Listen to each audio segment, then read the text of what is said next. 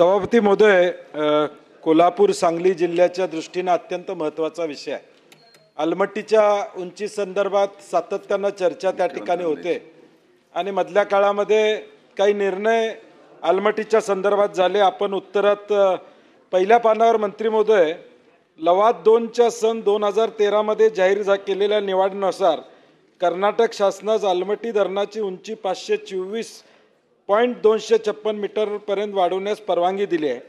तथापि सर्वोच्च न्यायालयाने 16/9/2011 रोजी लवाद 2च्या निर्णयास स्थगिती दिली आहे। मला हे प्रिंटिंग मिस्टेक आहे का काय माहित नाही, कारण की 13चा निर्णय आणि 11ला स्थगिती हे मला त्याचा खुलासा काय झाला नाही, परंतु त्याला पुढे स्थगिती किंवा काय आपण मागच्या वेळी देखील याच सभागृहामध्ये मंत्री महोदय केंद्र आपण सुप्रीम कोर्टामध्ये या ठिकाणी जाणार असं सांगितले। आंध्र प्रदेश तेलंगणा गेले ते पाणी वाटपाबद्दल सुप्रीम कोर्टामध्ये गेलेला आहे। पाणी वाटपाचा त्यांचा जो वाद आहे त्या संदर्भात गेलेला आहे, उंची संदर्भात नाही आहे। त्यामुळे स्पेसिफिक उंची संदर्भात आपण या ठिकाणी जाणार आहोत का हा माझा स्पेसिफिक प्रश्न आहे। नॅशनल इन्स्टिट्यूट ऑफ हायड्रोलॉजी उत्तराखंडचा अहवाल कधी मिळणार, आम्ही गेले 2-3 वर्ष वाट बघतोय त्याचं, कधी तो अहवाल मिळणार त्याचा खुलासा आपल्याकडून व्हावा।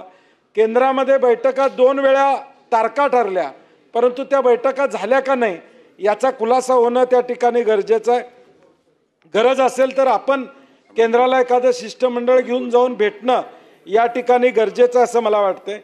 3000 हरकती सांगली आणि कोल्हापूर जिल्ह्यातल्या अलमट्टी संदर्भात केंद्राकडे आम्ही त्या ठिकाणी मंत्री महोदय पाठवलेले, त्या हरकती तुमच्याकडे आल्या असं तुमचं म्हणणं आहे, त्याचा खुलासा आपण काय करणार आहोत।